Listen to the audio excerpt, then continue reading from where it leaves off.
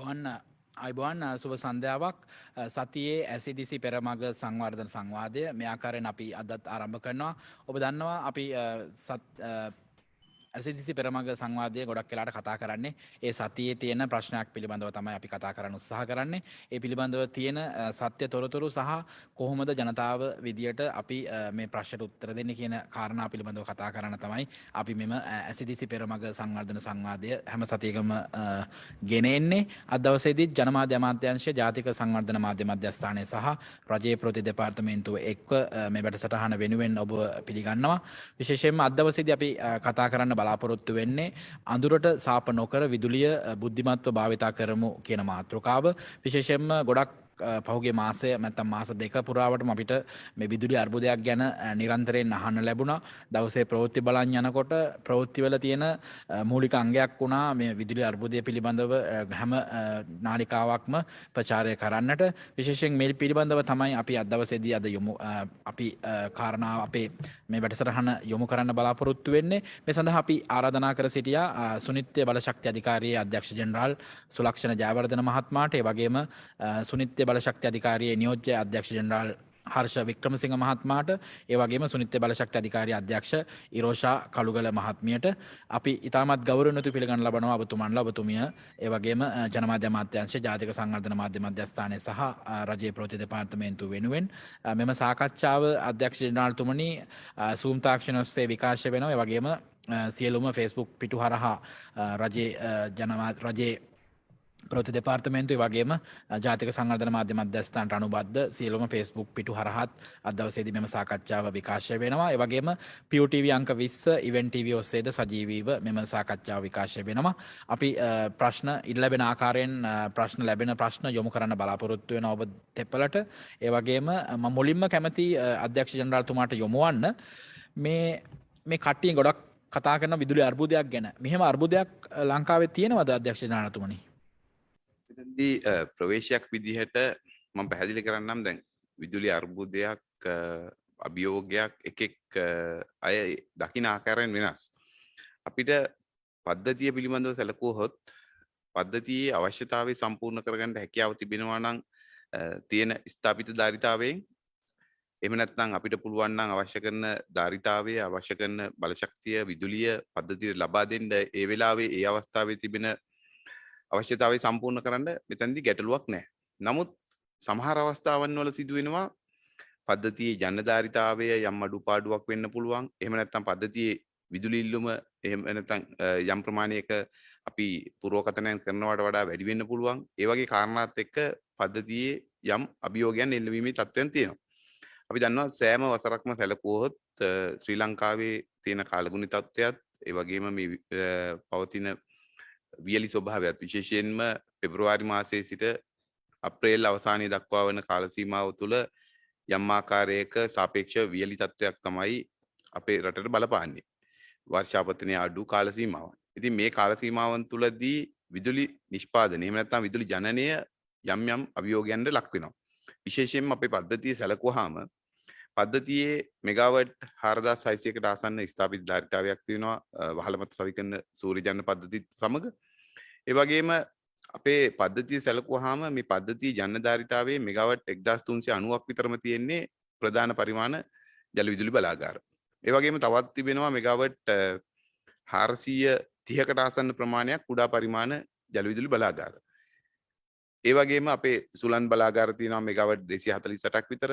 භූමිය මත සවිකරන සූර්ය බලාගාර මෙගාවට් 104ක් විතර තියෙනවා. වහල මත සවිකරන බලාගාරත් මෙගාවට් 420ක් විතර තියෙනවා. ඊට අමතරව ඉතිරි ප්‍රමාණය ගල් අඟුරු බලාගාර මෙගාවට් 900ක් සහ අනිකුත් ප්‍රමාණය තාප විදුලි බලාගාර. මේ බලාගාර සැලකුවාම ජල විදුලි නිෂ්පාදනයට යම් යම් අභියෝග එල්ල වෙනවා.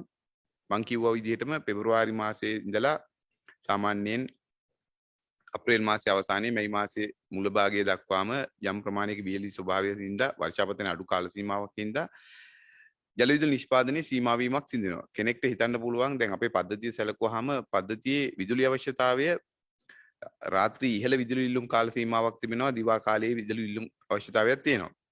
මේ දිනවල සැලකුවොත් සාමාන්‍ය වියලි කාලගුණ තත්ත්වයක් යටතේ සැලකුවොත් දිවා කාලයේ මෙගාවට් 2300 විතර අවශ්‍යතාවයක් තිබෙනවා.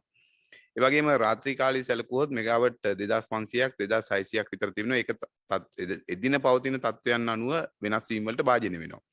ඉතින් මේ අවශ්‍යතාවය සම්පූර්ණ කරාම කෙනෙක් හිතන්න පුළුවන් සරල ගණිතයෙන් 4600ක් විතර තිබෙන ධාරිතාවයකින් ඇයි මේ 2300ක් එහෙම නැත්නම් 2500ක් 600ක් වගේ ප්‍රමාණයක් ලබා දෙන්න බැරි. නමුත් අර මං කිව්ව ආකාරයට ජල විදුලි නිෂ්පාදනය සීමාවමක් සිදු වෙනවා වතරක මුල් කාර්තුව සහ මුල් මාස කීපය තුල.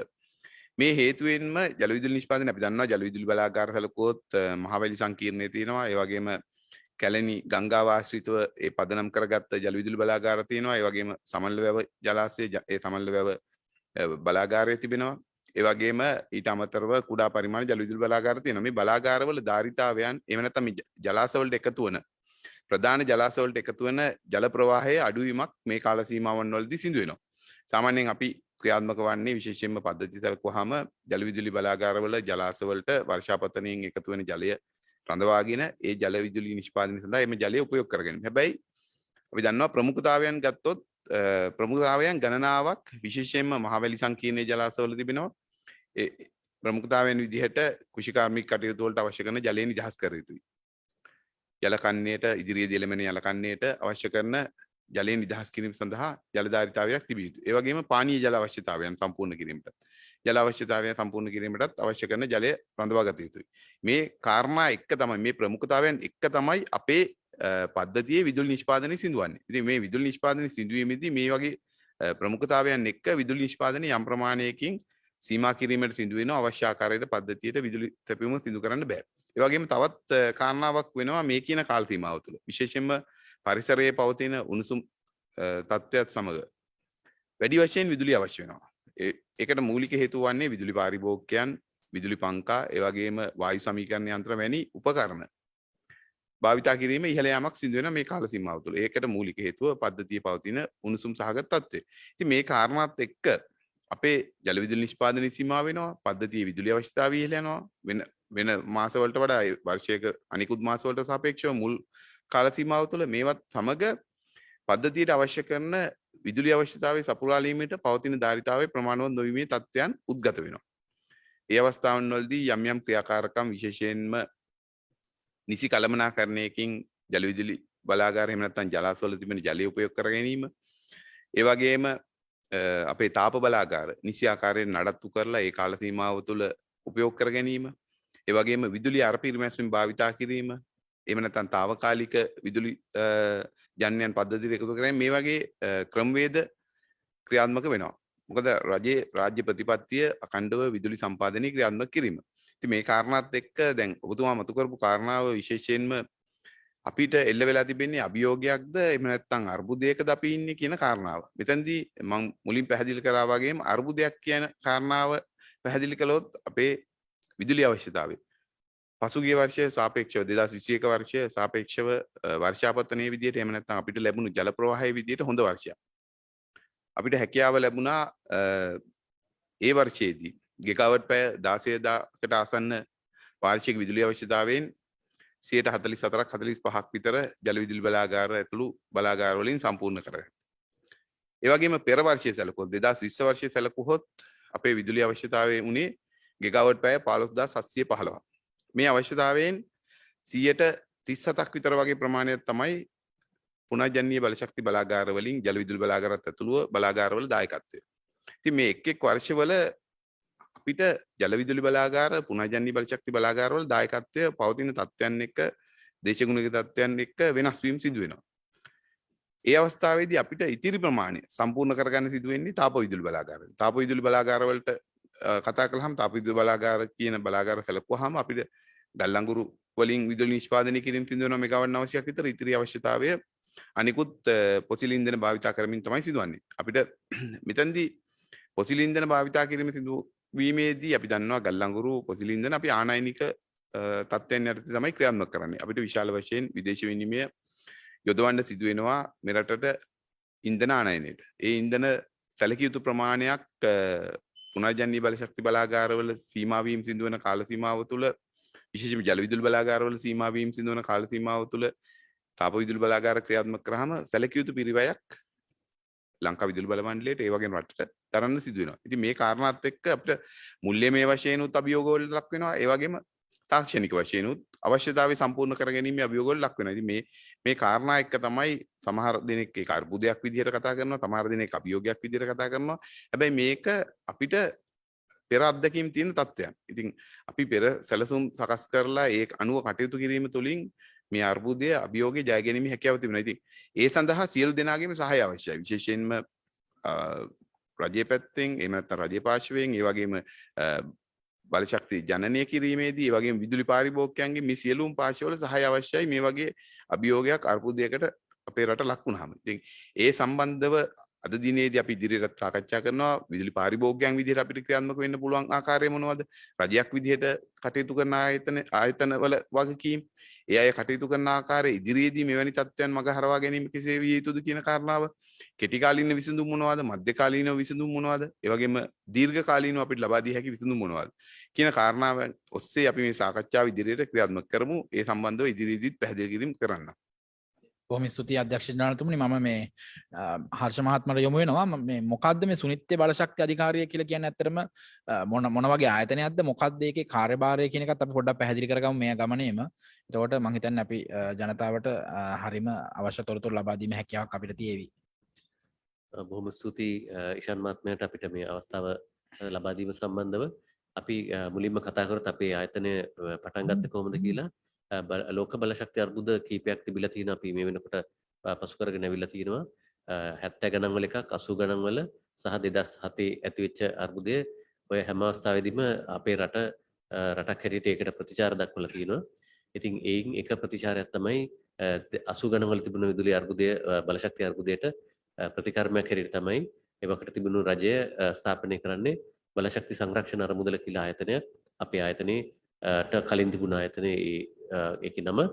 එතකොට ඒකෙන් අපි බලාපොරොත්තු වෙලා තිබුණේ බලශක්තිය ඉතිරි කරන යම්කිසි තාක්ෂණයක් හෝ මූල්‍යමය මැදිහත් වීමක් තියෙනවා නම් ඒකට අරමුදල් සම්පාදනය කරලා දෙන්න. ඉතින් අපි අවුරුදු කීපයක් ඒ අධිකාරිය හැටියට එන්න කලින් බලශක්ති සංරක්ෂණ අරමුදල හැටියට රටේ සේවය කරලා තිනවා. නොයෙකුත් දේවල් වලට මැදිහත් වෙලා තිනවා. ඊට පස්සේ අපිට තේරුණා බලශක්ති සංරක්ෂණය පමණක් නෙවෙයි අපි පුනර්ජනනීය බලශක්ති ප්‍රවර්ධනයටත් රටේ කැපවෙච්ච ආයතනයක් නැති නිසා අපි 2007 දී අපිට පුළුවන් වෙනවා පාර්ලිමේන්තු පනතක් සම්මත කරලා අපේ අධිකාරිය ස්ථාපනය කරගන්න. ඒකට එහි සේවය කරපු සුළු පිරිසකින් කෙනෙක් තමයි මම. අපි අධිකාරියට සම්බන්ධ වෙනවා පටන් ගැනීම ඉඳලම. ඉතින් අපි ඒකේ ප්‍රධාන අරමුණු 4ක් කතා කරනවා. අපි අපේ ශ්‍රී ලංකා සුනිත්‍ය බලශක්ති අධිකාරියේ පළවෙනි අරමුණ පුනර්ජනනීය බලශක්ති ප්‍රභව හොයලා ගවේෂණය කරලා ඒවා දියුණු කරන එක. දෙවෙනි එක බලශක්තිය කළමනාකරණය, ඒ කියන්නේ නාස්තිය අඩු කරලා එවෙන් බලශක්තියෙන් උපරිම ප්‍රයෝජන ලබා ගැනීමට රට පෙළගස්සන එක දෙවන කාරණාව. තුන්වෙනි කාරණාව ප්‍රතිපත්ති සම්පාදනයට අමාත්‍යාංශයට සහාය වීම, ඒ වගේම රටේ ජනතාව දැනුවත් කිරීම, ශිෂ්‍ය ප්‍රජාව දැනුමින් සන්නද්ධ කිරීම, ඒ වගේ කාරණා ටික පෙළගස්සන තුන්වෙනි අරමුණ හැටියට. හතරවෙනි අරමුණ තියෙන්නේ මේ කරන කටයුතු සඳහා අරමුදල් සම්පාදනය කර ගැනීමට මැදිහත් වීම. ඉතින් ওই කාරණා ටික අරගෙන තමයි අපි මෙතෙන්ට ඇවිල්ලා තියෙන්නේ. අපි අද විශේෂයෙන්ම අපේ අරමුණ වෙන්න ඕනේ අපි රටේ ජනතාවට පවසන්න වර්තමානයේ ඇතිවෙලා තියෙන තත්ත්වයට අපි මොනවද කරන්න ඕනේ කියලා. ඒ නිසා අපි බොහොමත්ම සන්තෝෂයි අපිට මේ අවස්ථාව ලැබීම ගැන. අපිට බලාපොරොත්තු වෙනවා ඉදිරියේදී කොහොමද විදුලි භාවිතය අපි ඥානාන්විතව කරන්නේ. අපි දෙවෙනි අරමුණ සාක්ෂාත් කරගන්න නාස්තිය පිටු දකින්නේ කොහොමද, ඒ සම්බන්ධ අපිට ගන්න පුළුවන් ක්‍රියාමාර්ග මොනවද, ඔය වගේ දේවල් ගැන සාකච්ඡා කරන්න අපි මේ අවස්ථාව අපි ප්‍රයෝජනට ගන්නවා. හරි, බොහොම ස්තුතියි ඉරෝෂ මහත්මිය. ඇත්තටම ගෘහණියක් විදියට මම හිතන්නේ ගොඩක්ම වගකීම් පැවරලා තියෙන මේ වෙලාවේදී අපිට ගොඩක් අපි Facebook එකෙත් දකිනවා, ඊට අමතරව ඔබතුමාලාගේ ආයතනිනුත් අමාත්‍යාංශිනුත් යන නිවේදන වලත් දකින්නේ මේ හවස 6:00 10:00 නැත්නම් 6:00 9:00 කාලෙදී ගොඩක් විදුලි උපකරණ භාවිතයෙන් තොර වෙලා පුළුවන් නම් අපිට මේකට සහයෝගය දෙන්න කියන එක. ගෘහණියක් විදියට ඔබතුමිය මොන වගේ තොරතුරුද ඔබතුමියට කියන්න තියෙන්නේ විශේෂයෙන්ම කාන්තාවන්ට ලංකාවේ? ඒතර මේ 6:00 10:00 කාලය ගත්තොත් ගොඩක්ම ගෘහණිය කුස්සියේ ඉන්න වෙලාව තමයි මේ කියන්නේ නේද? කොහොමද මේක කරගන්න ඉරේෂා මහත්මිය? ඔව් මම පොඩ්ඩක් කියන්න කැමතියි අපි ගෙදර විදුලි මේ තියෙන බලශක්ති ප්‍රභේද මොනවාද කියලා විදුලිය සහ අපේ නිවසේ ආහාර පිසීමට භාවිතා කරන මේ බලශක්තිය තමයි ගෙදරක සාමාන්‍යයෙන් භාවිතා වන බලශක්ති ප්‍රභේද. එතකොට මේ එයි දැන් නිවසක පළවෙනියෙන්ම අපිට කියන්න පුළුවන් මේක ඇත්තටම නිවසක බලශක්ති සංරක්ෂණය කියන එක පටන් ගන්න ඕනේ නිවසක් සැලසුම් කරන විටදීමයි. විශේෂයෙන්ම නිවසක ඇතුලේ ඉන්න අයට ආලෝකයේ සහ සිසිලස ඒ වගේම වාතාශ්‍රය මේ කියන තුන අනිවාර්යෙන් අවශ්‍යයි. ඉතින් දැනට අපි කරන්නේ ඒ වෙනුවෙන් දිවා කාලයේදී තැතැමිට විදුලි බල්බ භාවිතා කරනවා. ඒ වගේම වායු සමීකරණ භාවිතා කරනවා. ඉතින් විශේෂයෙන්ම කියන්න ඕන නිවසක් සැලසුම් කරන විටදීම ස්වභාවික වාතාශ්‍රය ස්වභාවික දිවා ආලෝකයේ වැඩියෙන් නිවස තුළට එන විදියට නිවස සැලසුම් කරන්න ඒක අපිට දෙන්න පුළුවන් විශේෂ පණිවිඩයක්. ආරම්භයේදීම නිවස සැලසුම් කරන විට එතකොට ඔබ අහපු ප්‍රශ්නයට පිළිතුරක් විදියට හසවස 6:30 සහ 9:30 අතර ඇත්තටම රටේ ඉල්ලුම ඉතා විශාල ලෙස වැඩි වෙනවා. විශේෂයෙන්ම ගෙවල් වල භාවිතා කරන විදුලි පහන් සහ අනිකුත් උපකරණ විශේෂයෙන්ම විදුලි පහන් හේතුවෙන්. එතකොට දැනට ඉස්සර තිබුණ අපේ සූත්‍රිකා පහන් විදුලි බල්බ. එතකොට දැන් අපි විවිධ වැඩසටහන් මගින් ඊට වඩා බලශක්ති කාර්යක්ෂම විදුලි පහන් හඳුන්වලා දීලා තියෙනවා. දැනට රටේ බොහෝම තියෙනවා CFL විදුලි පහන්, ඒ වගේම ඊටත් වඩා කාර්යක්ෂම LED විදුලි පහන්. ඉතින් අපි හැමෝටම කියනවා මොකද මේ සූත්‍රිකා විදුලි පහන් වලට වඩා 5 ගුණයකට ආසන්න ප්‍රමාණයක් විදුලි කාර්යක්ෂමතාව වැඩි LED විදුලි පහන්. එතකොට ඒවට තවදුරටත් යම් අපේ ගෙවල් වල යම් තැන්වල තියෙනවා නම් සූත්‍රිකා විදුලි පහන් LED විදුලි පහන් වලට මාරු වෙන්න කියලා. ඒ වගේම දැන් අපි දන්නවා දැන් ගොඩක්ම වොට් ප්‍රමාණයක් මේ වොට් සම්බන්ධ කතාවක් තමයි මේ ඔය වැඩිම ඉල්ලුම තියෙන වෙලාව කියන්නේ සවස් 6:30යි 9:30යි අතර. ඔය වෙලාවේදී අපිට පුළුවන් නම් තාපන දඟර සහිත ඒ කියන්නේ විදුලියෙන් තාපය නිකුත් කරන උපකරණ උදාහරණයකට අපි කිව්වොත් අයන් ඒ වගේම තව මේ ඉමර්ෂන් හීටර් මේ අපි වතුර උණු කරන්න භාවිතා කරන හීටර්ස් කේතල් ඒ වගේම ඇතැම් නිවෙස්වල කෑම පිසින්නෙත් විදුලියෙන් වෙන්න පුළුවන්. එතකොට ඒවයින් හැකිතරම් අවමයෙන් භාවිතා කරන්න පුළුවන් නම් මෙම කාල සීමාව තුල එම උපකරණ භාවිතයෙන් වළකින්න කියලා අපි කියන්න කැමති. මොකද මේ ඒවට ගොඩාක් විදුලි බලයක් අවශ්‍ය කරන උපකරණ. ඉතින් ඒවයි මේ වෙලාවේදී ඒ දේවල් භාවිතා කිරීම අවම කරන්න. ඊට පසුව වෙනත් දේවල් ඒ කියන්නේ අපේ තව වොෂින් මැෂින් ඒ වගේ දේවල් උනත් මේ වෙලාව මෙම කියන වෙලාව සවස් 6:30යි 9:30යි අතර භාවිතයෙන් වළකින්න කියන එක තමයි කියන්න තියෙන්නේ. ෆ්‍රිජ් එක වගේ සමහර කෙනෙක් කියන්න පුළුවන් ඕෆ් කරලා දාලා ආයි ඕෆ් කරන්න මේ ඔන් කරන්න පුළුවන් එහෙම කියලාත් කියනවාද අපි? ශීතකරණය ඇත්තටම දෙයක් තියෙනවා. ශීතකරණයේ මස් වර්ග මාළු වර්ග තියෙනවා නම් ඒක කිසිසේත්ම කියන්න බෑ මේ ශීතකරණය ඕෆ් කරන්න කියලා. මොකද ඒ දේවල් වල ශුද්‍ර පොඩි විනාඩි පොඩි වෙලාවකට වුණත් ඒක ඕෆ් කරොත් ශුද්‍ර ජීවීන් වර්ධනය වෙනවා එවැනි. ඒ නිසා ඒ දේවල් නැතිනම් පමණක් තවත් දෙයක් තියෙනවා මේ කිරි ආහාර සම්බන්ධයෙන්ුත් තියෙන හැබැයි අපි දැකලා තියෙනවා පොඩි පැය 3කට වගේ ශීතකරණය ඔෆ් කරලා තියෙනකොට කිරි ආහාරවල ප්‍රශ්නයක් වෙන්නේ නැහැ. නමුත් මස් මාළු තිබෙනවා නම් අපි කියන්නේ නැහැ ශීතකරණය ක්‍රියාවිරහිත කරලා තියන්න කියලා. අධ්‍යක්ෂ ජනරතුමනි අපි මේ වගේ දැන් මේ වගේ මේ සේවින් එකක් නැත්නම් ඉතිරි කිරීමක් කරොත් ඒ කියන්නේ නිවසකින් මම හිතන්නේ එක උපකරණයක් හෝ යම් කිසි විදියට මේකට සහයෝගයක් දුන්නොත් අපිට කොපමණ මේ විදුලි බලයක් ඒ කියන්නේ ඊළඟ දවසට යන එකනේ ඒක වෙන්නේ නේද? ඒ කියන්නේ ඉතිරි කර ගැනීමක් කියන එක නෙවෙයිනේ මෙතන වෙන්නේ. එතනින් අපි හරියට මොකක්ද බලාපොරොත්තු වෙන්නේ අධ්‍යක්ෂ ජනරතුමනි? මෙතන මෙහෙමයි කාරණාව අපි හිතුවොත් දැන් අපි පාරිභෝගිකයාගේ පැත්තෙන් වන වාසිය.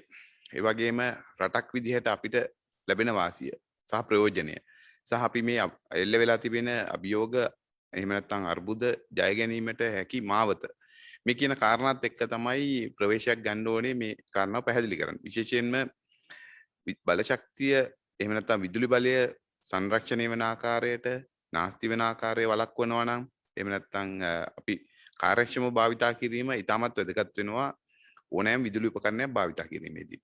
ඒ වගේම මෙතනදී මතක් කරන්න ඕනේ දැන් විදුලි උපකරණ තෝරා ගැනීමේදීත් අපි සමහර අවස්ථාවල විදුලි පාරිභෝගිකයන් පෙළඹෙන්න පුළුවන් අඩු පිරිවැයකින් ලබා ගන්න පුළුවන් එහෙම නැත්නම් මිලදී ගන්න පුළුවන් විදුලි උපකරණ මිලදී ගන්න. නමුත් අපි දන්න ඕනෑම විදුලි උපකරණයට ආයු කාලයක් තිබෙනවා. ඒ ආයු කාලය තුළ දරන්න සිදුවන පිරිවැයක් තියෙනවා. මේ කාරණා පිළිබඳ නිසි අවබෝධයකින් තොරව විදුලි උපකරණ මිලදී ගැනීම තුළ විදුලිය නාස්ති වීමක් වෙන්නත් පුළුවන්. ඒ වගේම ඒ අදාළ විදුලි පාරිභෝගිකයාගේ ආර්ථික තත්ත්වයටත් ඒක බලපානවා. මේ කාරණාව විශේෂයෙන්ම අපි මතක් කරන්න ඕනේ. අපි සමහර අවස්ථාවල විදුලි පාරිභෝගිකයන් අපි දකින්නේ ඒ අයට මේ ගාස්තු එහෙම නැත්නම් විදුලි ගාස්තු ගණනය කිරීම පිළිබඳව නිසි අවබෝධයක් නැහැ. සමහර අවස්ථාවල කියනවා මම ගිය මාසේ භාවිතා කරපු විදුලි ඒකකට වඩා මේ මාසේ විදුලි ඒකක දෙකක් විතර තමයි භාවිතා කරලා තින්නේ. හැබැයි ගාස්තුව සැලකිය යුතු මට්ටමකින් වැඩි වෙලා තියෙනවා. ඒ වගේ පැමිණිලි ඒ වගේ දුක් ගැනවිලි විදුලි පාරිභෝගිකයන්ගෙන් නිරන්තරව අමාත්‍යාංශය වෙතත් ලැබෙනවා. ඒ වගේම අනිකුත් ආයතන වෙතත් ලැබෙමින් තියෙනවා. මේකට මූලික හේතුව සමහර අවස්ථාවල විදුලි පාරිභෝගිකයන්ට අවබෝධයක් නැහැ මේ ගාස්තු ගණනය කිරීමේ ක්‍රමවේදය පිළිබඳව. අපි දන්නවා මම ඒක පැහැදිලි කරන්න උත්සාහ කරන්නේ මේ විදුලි උපකරණ භාවිතා කිරීමේදී Taman සැලකිලිමත් වුවහොත් මේකේ ආර්ථික මේ වාසිය ඒ වගේම රටට ඇතිවන වාසිය සහ ප්‍රයෝජන පිළිබඳව යම් අවබෝධයක් විදුලි පාරිභෝගිකයන් ලබා දෙන්න.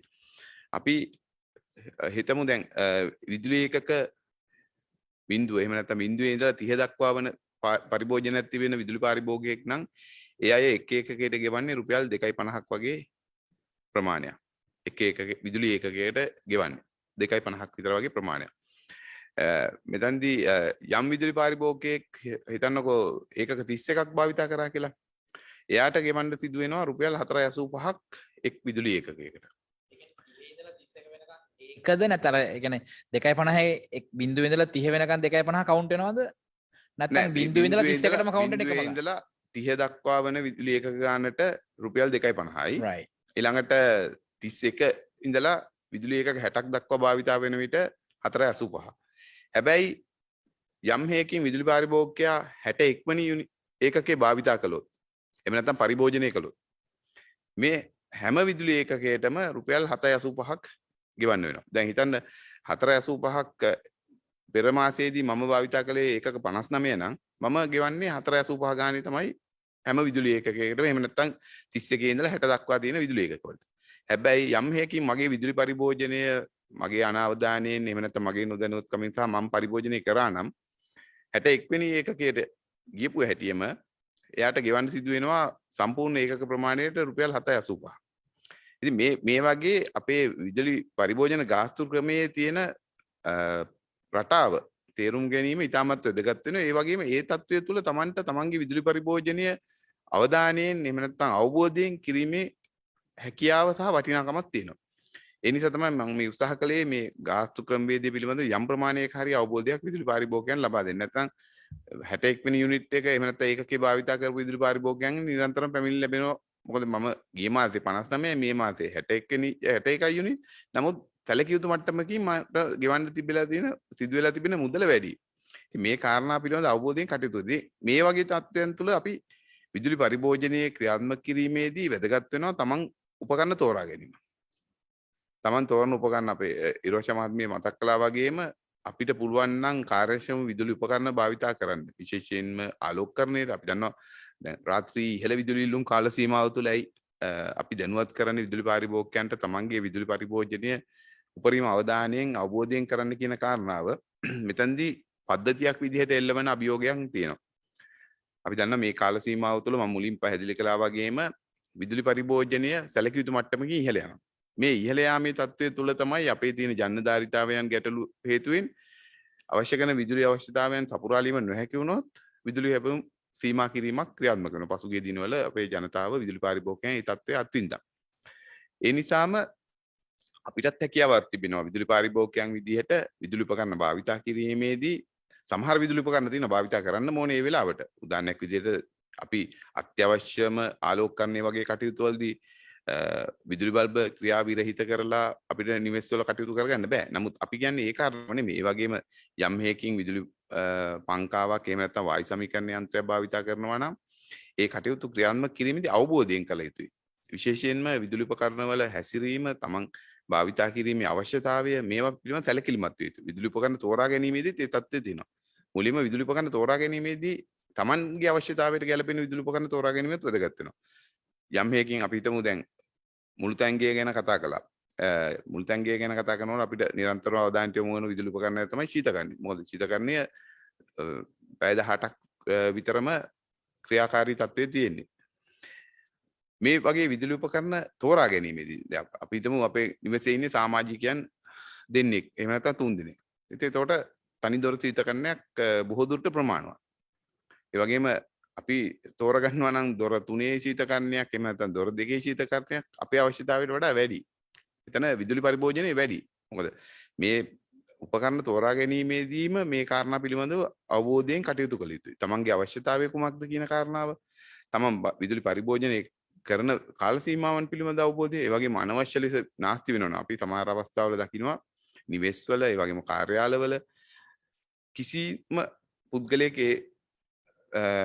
පරිශ්‍රය රැඳී නැති වෙලා වුණත් විදුලි උපකරණ භාවිතා වෙනවා. ආලෝකකරණයට එහෙම නැත්නම් වෙනත් උපකරණයක් භාවිතා වෙනවා. ඉතින් අපිට අවබෝධයෙන් මේ කටයුත්ත කරන්න පුළුවන් නම් ඉතාමත් වැදගත් වෙනවා. Tamanටත් ආර්ථිකමය වශයෙන් වාසියක් වෙනවා. තමන්ගේ නිවසේ නම් කාර්යාලයක වුණත් රජයට, තමන්ගේ ආයතනයට, ඒ වගේම රටට අවසානයේදී මේ කටයුත්ත තුලින් සැලකිය යුතු මට්ටමකින් උපකාරයක් කිරීමේ හැකියාව තිබෙනවා. එහෙම නැත්නම් Tamanටත් ආර්ථිකමය වශයෙන් වාසි සලසා ගැනීම හැකියාව තිබෙනවා. ඉතින් මේ අවබෝධය ඉතාමත් වැදගත් වෙනවා. විදුලි පරිභෝජනයේදී විදුලි උපකරණ තෝරා ගැනීම, නාස්තිය වළක්වා ගැනීම, භාවිතා කළ යුතු කාල සීමාව, ඒ කාරණා පිළිබඳ අවබෝධයෙන් කටයුතු කිරීම තුළ විදුලිය හොඳ මිතුරෙක්. ඒ මිතුරාව තවදුරටත් සහයෝගයෙන් වැඩ කිරීම තුළ අපිට හැකියාව තිබෙනවා රටටත් Tamanටත් ආර්ථිකමය වශයෙන් වාසියක්, ඒ වගේම අභියෝග ජය ගැනීමට ඇති මාවතේ ඉදිරියට යamak ක්‍රියාත්මක කිරීමට. දැන් මේ ගැනම කතා කරන නිසා මම මේ ප්‍රශ්නේ අහන්නේ මේ අපතේ යන ප්‍රමාණය අපි ගණනය කරලා තියෙනවද, ගණනය කරන්න පුළුවන්ද අපිට? ඒ සම්බන්ධ අපිට යම්කිසි ඇස්තමේන්තුවක් තියෙනවා. අපි දන්නවා මේ ඒක බලපාන ගොඩක් වෙලාවට තමන් විදුලියට කොච්චරක් ගෙවනවද කියන එක මත රඳා පවතිනවා.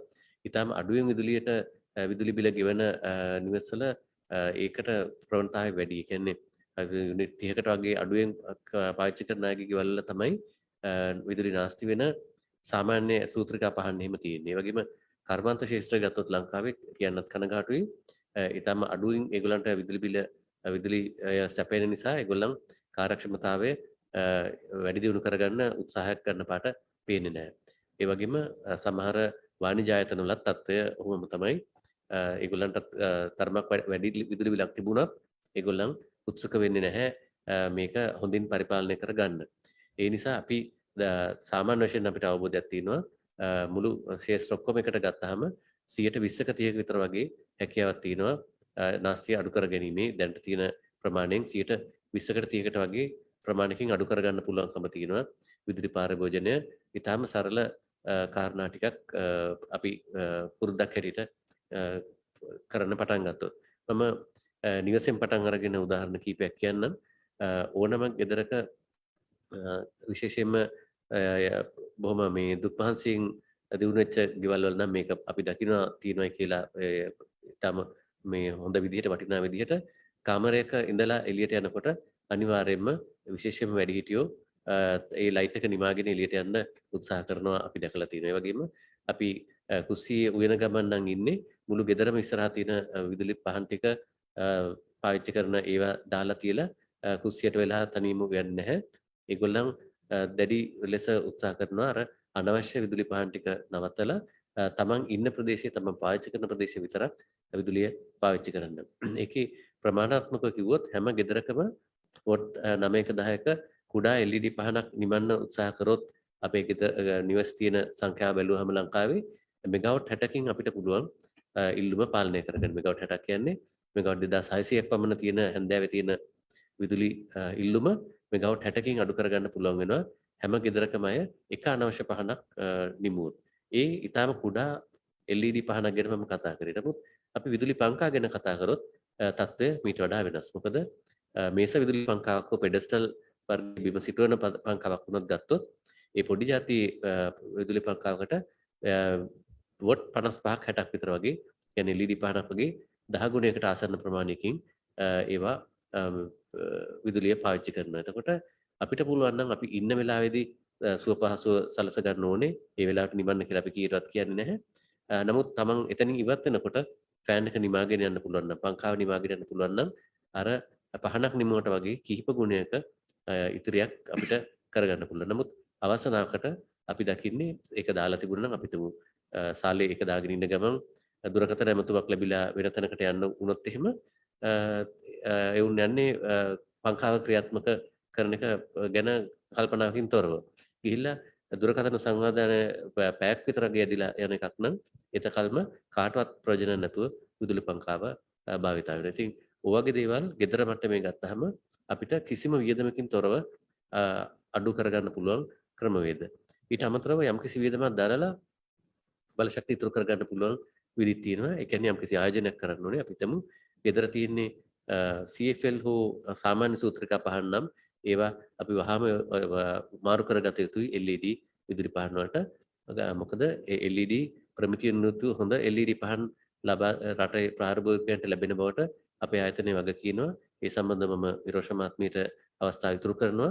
ඒ නිසා බිය නැතුව බලශක්ති ලේබල් කරණයට අසු වෙලා තියෙන LED මිලදී ගන්නේ නම් වසර 5ක් විතර වගේ කිසි කරදරයක් නැතුව ඒ පහන් පාවිච්චි කරන්න පුළුවන්. ඉස්සෙල්ලම පළවෙනි පියවර තමයි අනවශ්‍ය පංකා පාවිච්චියෙන් වැළකීම. ඒකට මේ ඊටම හොඳ ප්‍රොජෙක්ට් එකක් තියෙනවා දැක්කොත් නිමන්න කියලා. මම දන්නා කුඩා දරුවන් ඉන්න ගෙවල් වල එහෙම ඔයා දැම්ම නම් ඔයා නිමන්න ඕනේ කියලා නීතියක් තියෙනවා. ලිඛිත නොවන නීතියක් තියෙනවා. මම නෙවෙයි දැම්මේ ඒ නිසා මම නිමන්නේ නැහැ කියලා. නමුත් කවුරු හරි කෙනෙක් දැක්කොත් gedara ඕනෑම කෙනෙක් බිල ගෙවන එක්කෙනා වෙන්න පුළුවන්. එයාට විතරයි වේදනාව තියෙන්නේ. නමුත් අනිත් දරුවන්ටත් පුරුදු කරන්න පුළුවන් නම් අනවශ්‍ය පහනක් හෝ අනවශ්‍ය පංකාවක් තියෙනවා දැක්කොත් ඒක නිවන්න පුරුදු කරොත් දැක්කොත් නිමන්න කියලා තමයි සංකල්පය. අනිවාර්යයෙන්ම අපිට පුළුවන් මේ ගැටලුවට නොමිලේම තමන්ගේ විදුලි බිල පාලනය කරගන්න. නමුත් යම්කිසි ආයෝජනයක් කරනවා නම් පහන් වලින් පටන් ගනිමු අපි. විදුලි පහන් වලින් අනිවාර්යයෙන්ම LED වලට මාරු වුණොත් ඒ LED පහන් පිච්චෙනවා බොහොම හොරයි වෙනද අනිත් පහන් වගේ නෙමෙයි. CFL පහනක් වලට අවුරුදු 2ක වගේ වොරන්ටි හම්බ වෙන්නේ. නමුත් LED පහනක් නිසකවම අවුරුදු 5කට එහා පැත්ත යනවා. එතකොට Tamanට පසුම්බියටත් ඒක බොහොම සනීපයි. ඒකේ ආලෝකය ලබා දීමට එකම ආලෝක ප්‍රමාණය ලබා දීමට CFL පහනක් එක බැලුවොත් 30ක් විතර අඩුවෙන් ප්‍රයෝජනට ගන්න විදුලිය. සූත්‍රිකා පහනක් එක බැලුවොත් එයින් 80කටත් වඩා අඩුවෙන් තමයි විදුලිය පාවිච්චි කරන්නේ. ඉතින් අපි එතනින් පටන් ගනිමු. ඒ වගේම තව ගොඩක් දේවල් තියෙනවා කරන්න. විශේෂයෙන්ම ගෙදර පරණ බඩු ගොඩක් තියෙනවා නම් අපේ අංක 1 වැඩිකාරයා තමයි ගෙදර අවුරුදු 10කට වඩා පරණ ශීතකරණයක් තියෙනවා නම් අනිවාර්යයෙන්ම ගෙදර විදුලි බිලේ 50%කට 60කට වගේ කියන්නේ ඒ ශීතකරණය. එතකොට මොනතරම් ඒක Tamanට වටිනා කෞතුක වස්තුවක් වුණත් වෙන කවුරු හරි තෑගි දීප එකක් Tamanගේ මංගල්‍යයට දීපු පවුලේ කට්ටිය දීපු තෑග්ග වෙන්න පුළුවන්. ඒ වුණත් අපි එකකින් ගැලවෙන්න ඕනේ. ගැලවෙන්න ඕනේ කියන එකේ අපි මතක් කරන්නේ Taman ගැලවිලා හරියන්නේ නැහැ. ඒ ශීතකරණය භාවිතයෙන් ඉවත් වෙන්න ඕනේ. දුප්පත් නෑදෑයෙකුට එහෙම නැත්නම් ගෙදර වැඩට එන කෙනෙකුට තෑගි දීමට සුදුසු දෙයක් නෙවෙයි පරණ පැරණි ශීතකරණ. මොකද ඒක පද්ධතිය ගිහිල්ලා අපේ ගෙදර ලයිට් බිල් අඩු වේවි අලුත් ෆ්‍රිජ් එකක් ගත්තාම. නමුත් වෙන ගෙදරකට ඒක වින කටිනවා නිසකයි. ඒ නිසා ඒවා ඕනම දෙයක තියෙනවා දරා ගන්න පුළුවන් ආයු කාලයක් ඊට එහා ඒක කොතරම් අලුත් වැඩියා කරලා පාවිච්චි කරන්න උත්සාහ කරත් ඒවා තියෙනවා යම්කිසි ගුණාංග වෙනස් වෙන කාලයත් සමග. ඉතින් ඒවා හදන්න පුළුවන් ප්‍රමාණයක් තියෙනවා.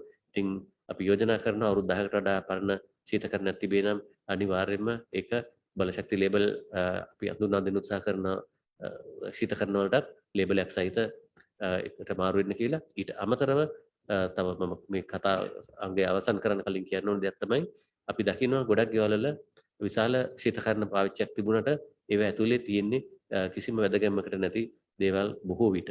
ඒ කියන්නේ නාගරික අන්තිම කාර්ය බහුල නිවසක නම් කැම ටික තියාගන්න මස් මාළු එකපාර අරගෙන සතිය අන්තයට ඒව අරගෙන පාවිච්චි කරන එක දකිනවා අපි. නමුත් නාගරෙන් පිටත්තර පළාත්වල අපි දැකලා තියෙනවා ගොඩක් වෙලාවට ඒක එළවලු කිහිපයක් වතුර බෝතල් කිහිපයක් වගේ පොඩි දේවල් කිහිපයකට විතරක් ශීතකරණ පාවිච්චි කරන අවස්ථා ගොඩක්. හැම වෙලේම 3 වේලම උයනවා. නමුත් රෙෆ්‍රිජරේටර් එකකුත් ගෙදර පාවිච්චි වෙනවා. ඉතින් එහෙම වුණොත් අපි නැවත කල්පනා කරන්න ඕනේ මේ තරම් විශාල ෆ්‍රිජ් එකක් අපිට අවශ්‍යද කියලා. අර අලුත් එකක් ගන්න වෙලාවේදී අනිවාර්යයෙන්ම කල්පනාවට නගා ගන්න අපි දැනට පාවිච්චි කරන ෆ්‍රිජ් එක අපිට ඕනවට වඩා ලොකු වැඩිද කියලා. ෆ්‍රිජ් එකේ ප්‍රමාණය සෑහෙන බලපෑමක් තියෙනවා විදුලි බිලට. Tamanට අවශ්‍ය ප්‍රමාණය විතරක් ගන්න. විශේෂයෙන්ම දරුවෝ ගොඩක් ඉන්න පවුලක විශ්‍රාමික දෙමව්පියන් දරුවෝ ටික කසාද බැඳලා නිවසෙන් පිටත් වෙලා ගියන් පස්සෙත් පරණ ෆ්‍රිජ් එකම පාවිච්චි කරනවා නම් ඒක විශාල අපරාධයක්. ඒ දෙදෙනාට පමණක් ඇති වෙන ඉතා කුඩා තනිදොර ශීතකරණයක් ඇති ඒගොල්ලන්ගේ අවශ්‍යතාවලට ඒක හොඳ අවස්ථාවක් කරගන්න තමන්ගේ විදුලි බිල පාලනය කර ගැනීමට. ඔය වගේ දේවල් තමයි අපිට ගෘහස්ත ක්ෂේත්‍රය ගැන කියන්න තියෙන්නේ. කාර්මික ක්ෂේත්‍රය සහ වාණිජ්‍ය ක්ෂේත්‍රය ගැන අපි ඊගාව වටයකදී කතා කරමු. හරි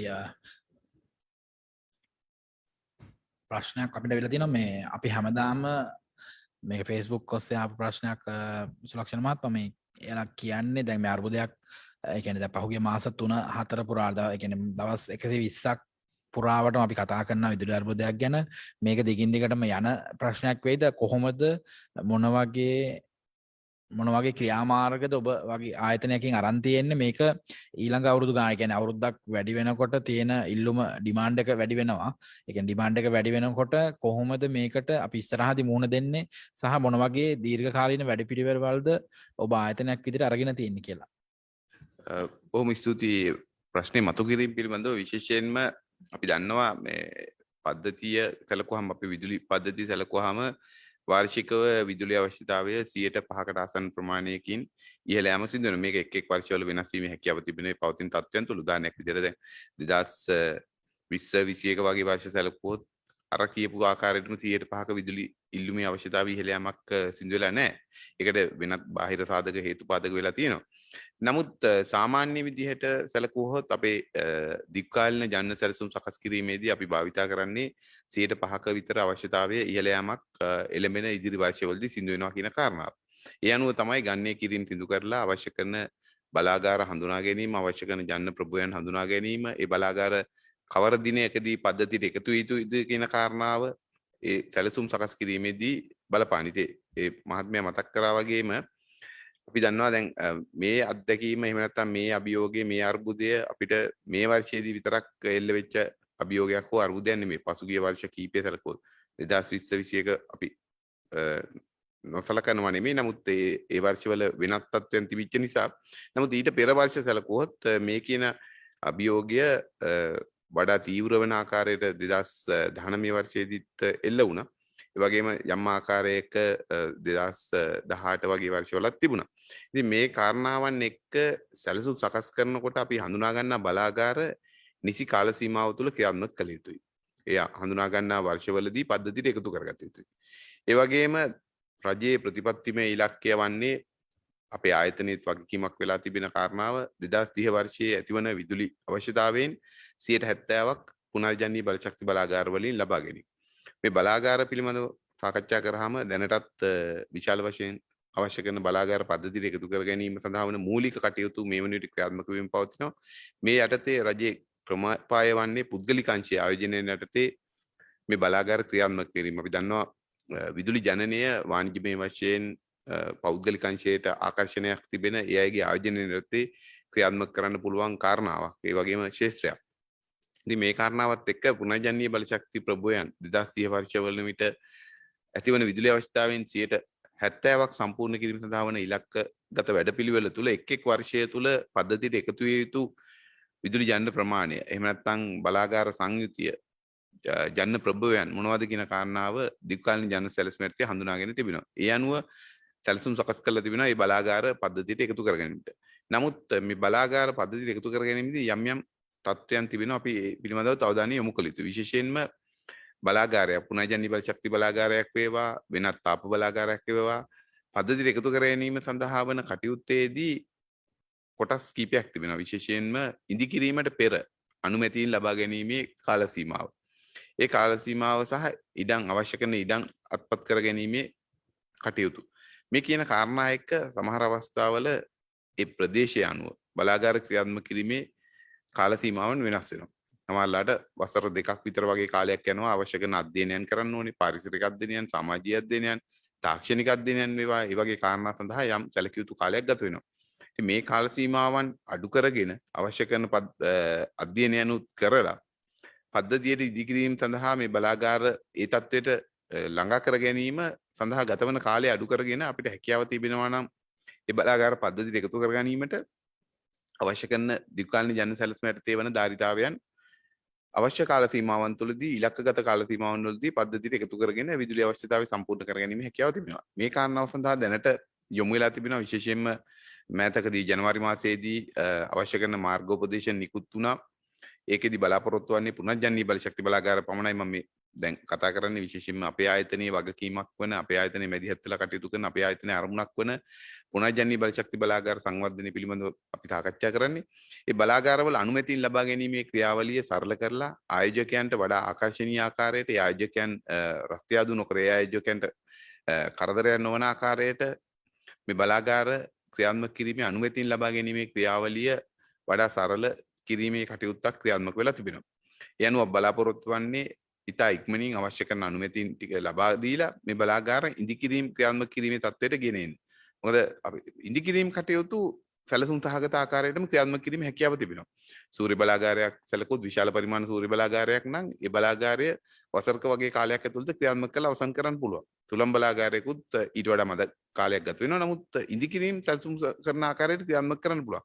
මේ බලාගාර ඉදිකිරීම තත්ත්වයට ගෙනීම වගකීම සහ අවශ්‍ය කරන ක්‍රියාමාර්ග ගැනීම අපේ ආයතනයේ වගකීමක් වෙලා තිබෙනවා. අවශ්‍ය කරන ඉඩම් හඳුනා ගැනීම, මේ අවශ්‍ය කරන ඉඩම් අත් කර ගැනීම, මේ කටයුතු තුලින් බලාගාර පද්ධතියට එකතු කර ගැනීම තුල තමයි මේ තත්වයට මේ අභියෝගයට අපිට මුහුණ දීලා මේ අභියෝගය ජය ගැනීමේ හැකියාව තිබෙන්නේ. ඒ අනුව අවශ්‍ය කරන ක්‍රමවේද මේ වෙනුවට සකස් වෙලා තිබෙනවා. අවශ්‍ය කරන නෛතික ප්‍රතිපාදන හඳුන්වා දීමේ කටයුතු ක්‍රියාත්මක වෙනවා. විශේෂයෙන්ම මධ්‍ය පරිමාණ සහ කුඩා පරිමාණ පුනර්ජනනීය බලශක්ති බලාගාර සඳහා වන සම්මත මිල ගණන් යටතේ ක්‍රියාත්මක කිරීම සඳහා වන නෛතික ප්‍රතිපාදන හඳුන්වා දීමේ කටයුතු වෙනවා.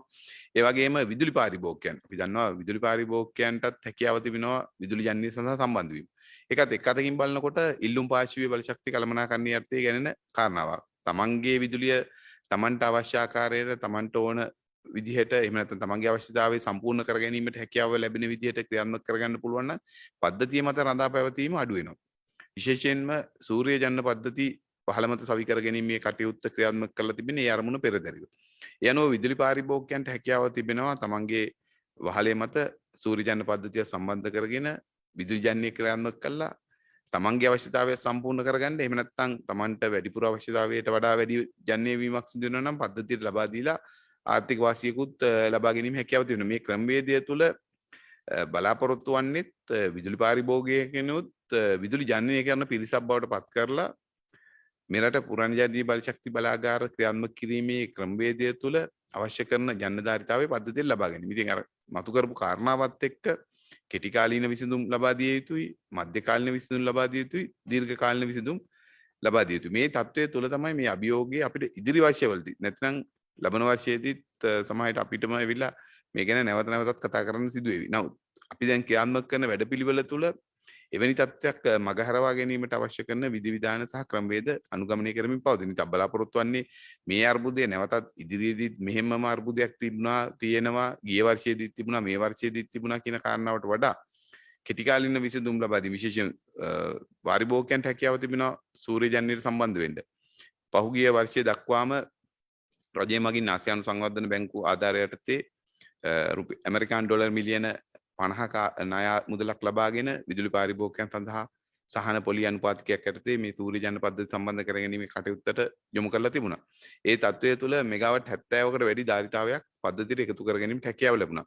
දැන්ට දෙවැනි අධ්‍යයනය යටතේ තවත් ඇමරිකානු ඩොලර් මිලියන 50ක ණය මුදලක් ආසියානු සංවර්ධන බැංකුවෙන් ලබා ගැනීම සඳහා වන සාකච්ඡා ආරම්භලා තියෙනවා. බලාපොරොත්තු වෙන මේ වර්ෂය තුළ ඒ කටයුත්ත ක්‍රියාත්මක කර ගැනීමට හැකියාව ලැබෙවි කියලා. මේ වගේ කාරණා එක්ක අපි බලාපොරොත්තු වන්නේ විදුලි ජන පද්ධතියේ කෙටිකාලීනව ඇතිවන අභියෝග, කෙටිකාලීනව ඇතිවන අර්බුද සමනය කර ගැනීමත්, විශාල පරිමාණ බලාගාර ක්‍රියාත්මක කිරීම තුළින් ඉදිරියේදී ඇතිවිය හැකි තත්ත්වයන් මගහරවාගෙන අවශ්‍ය කරන ජන ධාරිතාවේ පද්ධතිය ලබා දීලා විශේෂයෙන් පුනර්ජනනීය බලශක්ති බලාගාර රජයේ ඉලක්කය පරිදි 2030 වර්ෂය වෙන විට අවශ්‍ය කරන ප්‍රතිපත්තිමය ඉලක්කය සපුරා ගැනීම තමයි අපේ අරමුණ සහ අපේ ආයතනයේ කටයුතු කරමින් පවතින්නේ.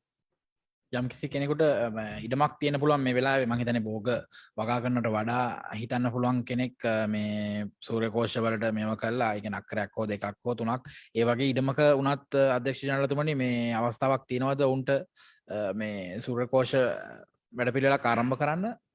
දැනට ඒ කියන්නේ අඩුම ගාන සහ වැඩිම ගාන කොහොමද සාමාන්‍යවට?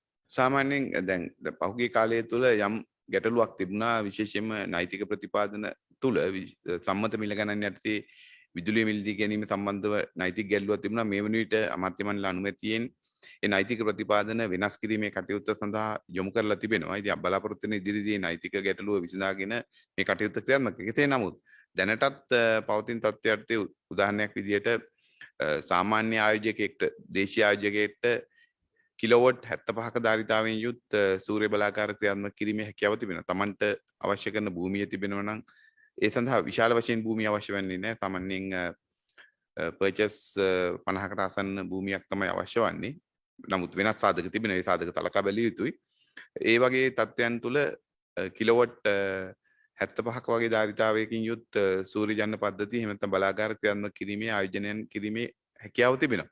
ඒ වගේම වහල මත සවිකරන සූර්ය බලාගාර සූර්ය ජන පද්ධති සඳහාත් ආයෝජනය කිරීම විදුලි පාරිභෝගිකයන්ට හැකියාව තියෙනවා. මේ කටයුතු ක්‍රියාත්මක වන්නේ මම අර මුලින් පැහැදිලි කරා වගේම කුඩා පරිමාණ බලාගාර, මධ්‍ය පරිමාණ පුනර්ජනනීය බලශක්ති බලාගාර, විශාල පරිමාණ පුනර්ජනනීය බලශක්ති බලාගාර ක්‍රියාත්මක කිරීමට. විශාල පරිමාණ පුනර්ජනනීය බලශක්ති බලාගාර සාමාන්‍යයෙන් දේශීය සහ හැකියාවක් තිබෙන දේශීය ආයෝජකයන් ඒ වගේම විදේශීය ආයෝජකයන්ට ඒ අවස්ථාව විවර වෙලා තිබෙනවා. ඉතින් අපිට පහුගිය කාලය තුල අපි අභිප්‍රාය කැඳවීමක් ක්‍රියාත්මක කරා විශේෂයෙන්ම රාජ්‍ය අමාත්‍යාංශය මගින් අනිකුත් ආයතනවල සහාය ඇතුව අභිප්‍රාය කැඳවීමක් ආයෝජකයන් හරහා ක්‍රියාත්මක කරනු ලැබුවා. ඒ සඳහා ලැබුණු ප්‍රතිචාරය ඉතාමත් අපිව ධෛර්යමත් කරන සුළුයි. විශේෂයෙන්ම ලැබුණු යෝජනා 500කට ආසන්න ප්‍රමාණයක යෝජනා ලැබිලා තිබෙනවා. මේ වන විට ඇගේම් කටයුතු එහෙම නැත්නම් ඒ ලැබුණු යෝජනා පිළිබඳව පරීක්ෂණ කටයුතු අවසන් වෙලා ඒ සඳහා අවශ්‍ය කරන తాවකාලික අනුමැතිය ලබා ගැනීමට සුනිත බලශක්ති අධිකාරිය වෙත යොමු කරලා තිබෙනවා. ඒ වගේම තරංකාරී ප්‍රසම්පාදන ක්‍රියාවලිය ක්‍රියාත්මක කිරීමට ලංකා විදුලි බල මණ්ඩලය වෙත යොමු වෙලා තිබෙනවා. ඉතින් විශාල පරිමාණ බලාගාරات ක්‍රියාත්මක කිරීම මේ ආකාරයට උපාය මාර්ගික ක්‍රමවේදයක් ඔස්සේ තමයි පුනර්ජනනීය බලශක්ති බලාගාර ක්‍රියාත්මක කිරීමේ කටයුත්ත මේ යුනිටි ක්‍රියාත්මක වෙමින් පවතින්නේ. ඉදිරියේදී මේ බලාගාර නිසි ආකාරයට පද්ධතියට සම්බන්ධ කර ගැනීම තුළ අපිට හැකියාව ලැබෙනවා නිසැකවම මේ කටයුත්ත එහෙම නැත්නම් මේ අභියෝග ජය ගන්න. ඒ වගේම විදුලි පාරිභෝගිකයන්ට දැන් කෙනෙක් හිතන්න පුළුවන් සූර්ය ජනනය දිවා කාලයේදී සිදුවන්නේ රාත්‍රී කාලයේදී කොහොමද එන විදුලි අවශ්‍යතාවය සම්පූර්ණ කරගන්නේ කියලා. මේ தත්ත්වය තුළ අපිට අවශ්‍ය වෙනවා විශේෂයෙන්ම සූර්ය පද්ධති වගේම අනිකුත් බලාගාර ජල විදුලි බලාගාර දැන්ටත් ඉදිකිරීම් ක්‍රියාත්මක වෙන බලාගාර 3ක් තියෙනවා. ඒ බලාගාර තුනෙන් බලාගාර දෙකක් විශේෂයෙන්ම බ්‍රෝඩ්ලන්ඩ් ජල විදුලි බලාගාරය මෙගාවට් 35ක ධාරිතාවයක් තියෙන බලාගාරය. ඒ වගේම උමාවේ බලාගාරය මෙගාවට් 120ක ධාරිතාවකින් යුත් බලාගාරය. මේ බලාගාර දෙකම මේ වර්ෂයේදී පද්ධතියට එකතු වෙවි. ඒ වගේම තවත් මෙගාවට් 31ක බලාගාරයක් ඉදිකිරීම් ජල විදුලි බලාගාරයක් ඉදිකිරීම් කටයුතු ක්‍රියාත්මක වෙනවා මොරගොල්ල ජල විදුලි බලාගාරය. ඒ බලාගාරය 2023 වර්ෂයේ අවසානයේදී පද්ධතියට එකතු වෙයි. මේ වගේ ජන සම්මිශ්‍රණයක් තුළ පුනර්ජනනීය බලශක්ති සම්මිශ්‍රණයක් තුළ සමහර පුනර්ජනනීය බලශක්තිවල තිබෙන ආවේනික යම් යම් ගැටලු මගහරවා ගැනීම හැකියාව තිබෙනවා. ඒ වගේම මෑතකදී අමාත්‍ය මණ්ඩලය අනුමත කිරීමක් ක්‍රියාත්මක වුණා. එහෙම නැත්නම් අනුමත කළා ගෘහස්ත විදුලි පාරිභෝගිකයන්ට සූර්යජන්‍ය පද්ධති සමග බැටරි ගබඩා පහසුකම් සහිතව තමන්ගේ විදුලි ජන්‍ය ක්‍රියාත්මක කිරීම පහසුව එහෙම නැත්නම් ප්‍රතිපත්තිමය එකඟතාවයේ අනුමැතිය ලබා දීලා තිබෙන ඉදිරියේදී ඒ යෝජනාවත් ක්‍රියාත්මක වෙවි. එවිට බැටරි ගබඩා පහසුකම් සහිත විදුලි පාරිභෝගිකයන්ට හැකියාව තිබෙනවා තමන් විසින්ම විදුලි ජන්‍ය කළා දිවා කාලේ විදුලි ජන්‍ය කළා තමන්ට අතිරේක අවශ්‍ය ඒ වෙලාවේ අවශ්‍ය නැති විදුලි ධාරිතාවය තමන්ගේ බැටරි ගබඩා පහසුකම් තුල ගබඩා කරගෙන රාත්‍රී කාලයේදී පරිභෝජනය කරන්න. එහෙම නැත්නම් රාත්‍රී කාලයේදී පද්ධතියට ලබා දීමේ හැකියාවක් තිබෙනවා. ඉතින් ඒ සඳහා වෙනම වූ ගාස්තු ක්‍රමවේදයක් නිර්ණය කරලා තිබෙනවා. ඒ සඳහා අමාත්‍ය මණ්ඩල අනුමැතිය ලබා දීලා තියෙනවා. ඒ අනුමැතිය අනුව මහජන උපයෝගිතා කොමිසම සභාවේ අනුමැතිය ඉදිරියේදී ලබා ගැනීමට නියමිතයි. ඉන් අනතුරුව මේ කටයුත්ත විදුලි පාරිභෝගිකයන් හඳුනා දීමේ හැකියාව තිබෙනවා. යා බොහොම ස්තුතියි. මම හිතන තව ප්‍රශ්න තියෙනවා හර්ෂ මහත්මයාට.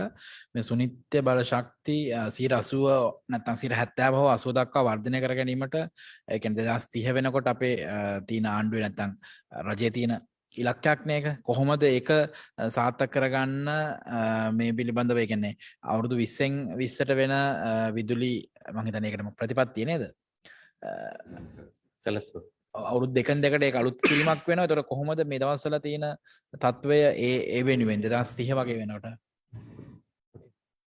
මම හිතන්නේ මම මේ අවස්ථාව ලබා ගන්නම් මේ අපේ දිගුකාලීන ජන සැලසුම් සකස් කිරීමේදී වසර 20ක කාලයකට තමයි දිගුකාලීන ජන සැලසුම් සකස් කරන්නේ. හැබැයි මේ වසර 20කට සකස් කරන දිගුකාලීන ජන සැලසුම සෑම වසරක දෙකකට වරක්ම නැවත යාවත් කාලීන කිරීමක් සිදු වෙනවා. විශේෂයෙන්ම ඒකට හේතුව වන්නේ බලශක්ති ක්ෂේත්‍රය එහෙම නැත්නම් විදුලි බල ක්ෂේත්‍රයේ වෙනස් වීම වල තියෙන තත්ත්වයන්. මේ වෙනස් වීම කෙටි කාලයක් තුළ වෙනස් වීමේ හැකියාවක් තිබෙනවා. විශාල ගතිකත්වයක් තියෙන ක්ෂේත්‍රයක්. ඉතින් ඒ නිසා අපි වසර 20කට දිගුකාලීන ජන සැලසුම සකස් කළාට වසර දෙකකට වරක් මේක නැවත සමාලෝචනයකට එහෙම නැත්නම් යාවත් කාලීන කිරීමකට කටයුතු කරනවා. මේ සඳහා දිගුකාලීන ජන සැලසුම් සකස් කරන්නේ රාජ්‍ය ප්‍රතිපත්ති අනුව.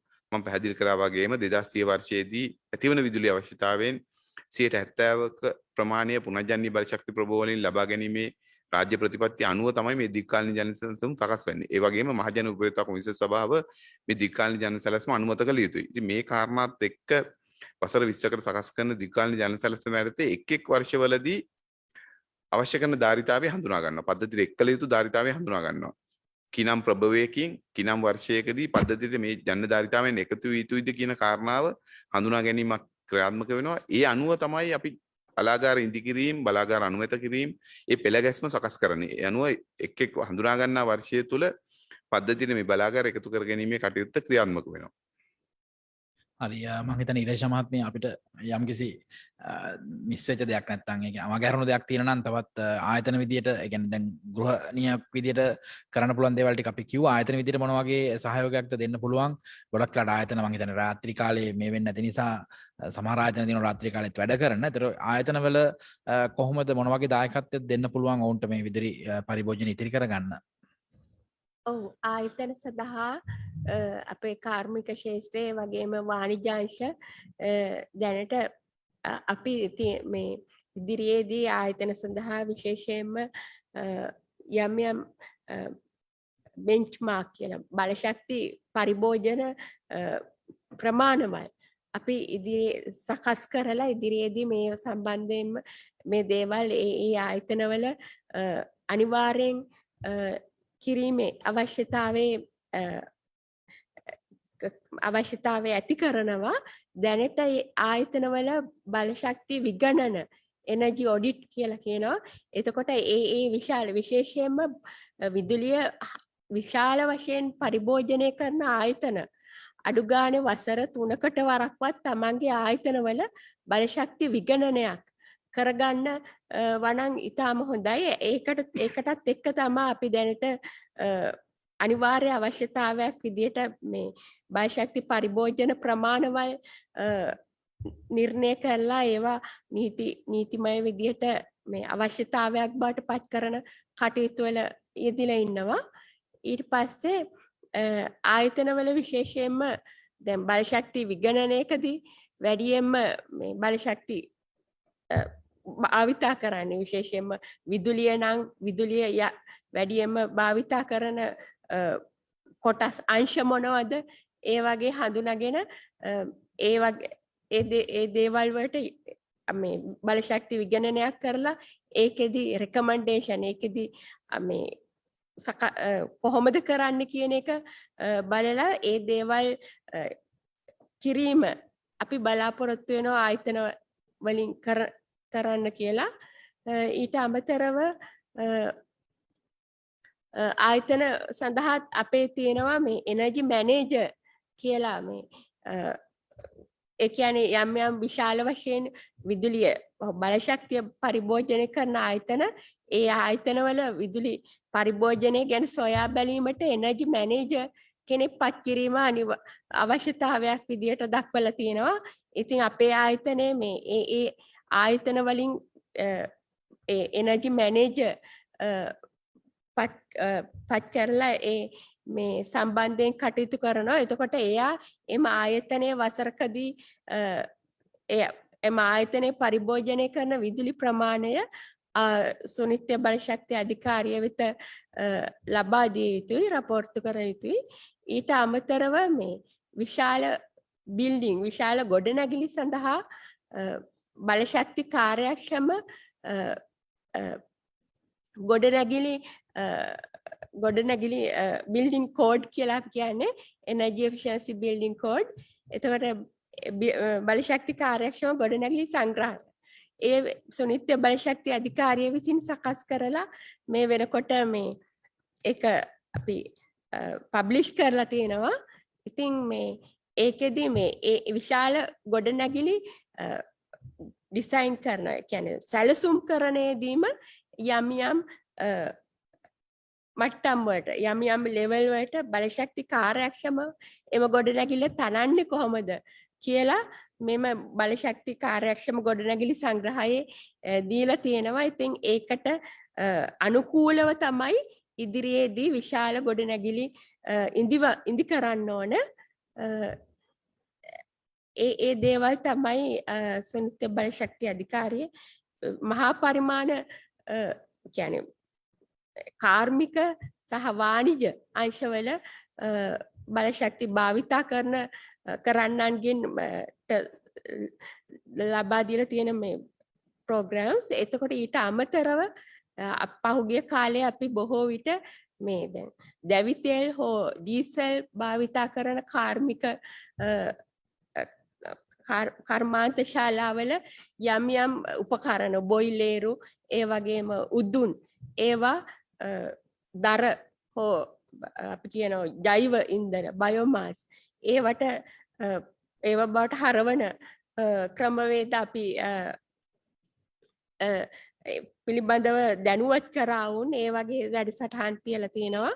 ඉතින් මේ වගේ දේවල් දැනටත් අපි විශාල වශයෙන් මහා පරිමාණ කර්මාන්ත සහ වාණිජ අංශය වෙනුවෙන් විවිධ වැඩසටහන් පවත්වනවා. ඉතින් මේ දේවල් මම හිතන්නේ මේ ඔවුන් මේ දේවල් නියම විදියට ලබාගෙන තමන්ගේ බලශක්ති කාර්යක්ෂමතාව ආයතනවල බලශක්ති කාර්යක්ෂමතාව වැඩි කරගන්න උනන්දු වෙයි කියලා. ඊට අමතරව තියෙනවා බලශක්ති කාර්යක්ෂම ජාතික බලශක්ති කාර්යක්ෂමතා අවෝඩ් එක. එතකොට ඒකෙනුත් මේ සඳහා වැඩි වශයෙන් යොමු වන අයට තිලින ප්‍රදානයක් අපි සෑම වර්ෂයකම පවත්වනවා. ඉතින් මේ ආදී වැඩපිළිවෙළවල් අපි එම ශේෂ්ත්‍රයන් සඳහා යොදලා තියෙනවා. හරි බොහොම ස්තුතියි. මම හිතන්නේ ඉන්දික සහබන්දු මහත්මයා අපිත් එක්ක ඉන්නවා Zoom තාක්ෂණ ඔස්සේ ඔබගේ ප්‍රශ්නය යොමු කරන්න පුළුවන් ඉන්දික.